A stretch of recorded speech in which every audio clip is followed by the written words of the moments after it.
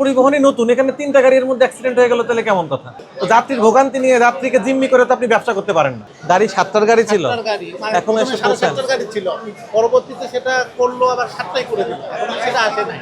আমি ফ্যামিলি নিয়ে বিপদে পড়ে গেছি। হয়তো আপনার উনি ফেরত নিছি কিছু, আমি ওনার কিছু মানে একজনই শুধু ফেরত নিচ্ছে, মানে গাড়ি তো আপনার যাবে।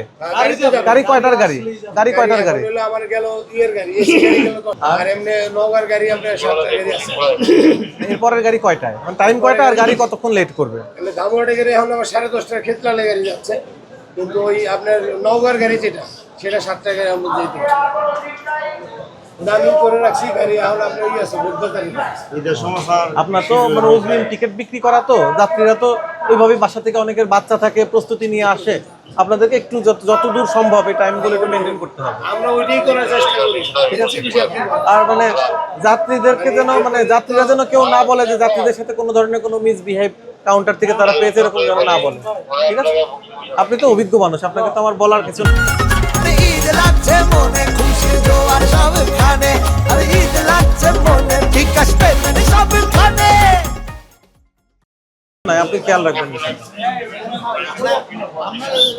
দিনে ৭টার থেকে ওয়েট করতেছি। গাড়ি ৭টার গাড়ি ছিল, গাড়ি এখন এসে পৌঁছান। ৭টার গাড়ি ছিল, পরবর্তীতে সেটা করলো আবার 7টায় করে দিল, এখন সেটা আসে নাই। আমি ফ্যামিলি নিয়ে বিপদে পড়ে গেছি।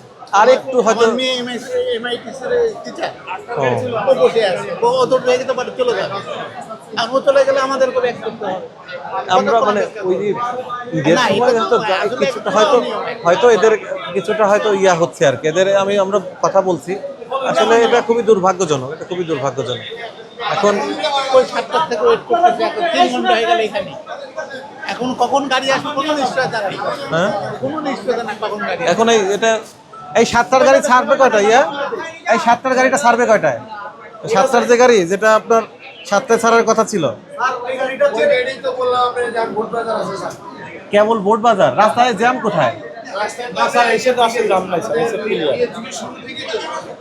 এই গাড়ি সকালে যে শুরু থেকে আসার থেকে না, অন্যান্য কাউন্টারে তো কোথাও তো আটকাচ্ছে না, অন্য সব কাউন্টারে গাড়ি তো টাইমলি ছাড়তেছে, তাহলে আপনার গাড়িটা জ্যামে আটকালো কোথায়? তো যায় ঘুরে আসতেছে, তাড়াতাড়ি যান। হ্যাঁ, ঘুরে আসতেছে যে গাড়িগুলো, ওই গাড়িগুলো ব্যাক করে দাও, খাতা করে দাও।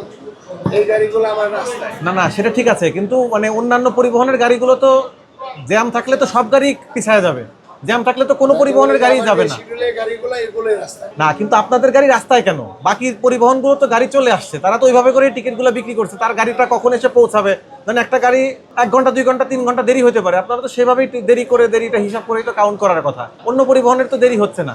না আমাদেরটা গাড়ি হলো, আমাদের গাড়ি বললাম যে ওই গাড়ির সমস্যা। আপনাদের অতিরিক্ত কোনো গাড়ি নাই? একটা এক্সট্রা গাড়ি দিয়ে তাহলে অতিরিক্ত গাড়ি বলতে সেগুলো বিটের গাড়ি, ওই গাড়ি আমার হচ্ছে আমাদের 2-3টা গাড়ি দুর্ঘটনার কারণে আমরা পিছিয়ে গেছি। দুর্ঘটনা তো আপনি বললেন একটা গাড়ি, 2-3টা গাড়ি, 1-2টা গাড়ি গেড়ে আপনার গাড়ির পরিবহনই নতুন, এখানে 3টা গাড়ির মধ্যে অ্যাক্সিডেন্ট হয়ে গেল, তাহলে কেমন কথা? তো কেমন ড্রাইভার আপনার গাড়ি চালায়? তাহলে আমাদের তারিখ কি নাই দায়ী না করে। তো কে দায়ী তাহলে? পরিবহনে যদি অ্যাক্সিডেন্ট করে তার জন্য দায়ী কে? আপনাদের তাহলে গাড়ির তাহলে ড্রাইভার তো আপনার দক্ষ ড্রাইভার নিচ্ছেন না তাহলে। দক্ষ ড্রাইভার আপনার তো 1টা 2টা গাড়ি রিজার্ভ থাকবে। এই যে 7টার যাত্রী যারা বসে আছে, 3 ঘন্টা পার হয়ে গেছে, তো এই যাত্রীগুলো আর কতক্ষণ বসে থাকবে? এখন যদি গাড়ি বোর্ড বাজার থাকে, গাড়ি এসে ছাড়তে আরো 2 ঘন্টা লাগবে, তো 5 ঘন্টা একটা যাত্রী বসে থাকতে পারে বলেন? তো পারেই না। তো তাহলে আপনাদের তো বিকল্প একটা ব্যবস্থা থাকা দরকার। আপনাদের তো সব গাড়ির টিকিট বিক্রি করে দিলে হবে না তো।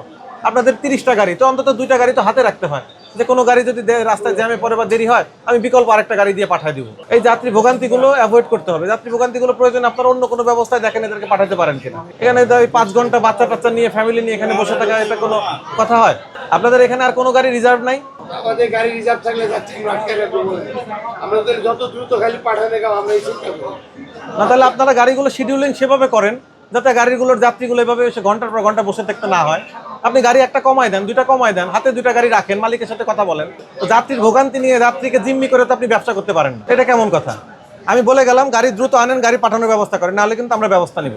যাত্রীদের এভাবে ভোগান্তি কিন্তু সহ্য করা হবে না।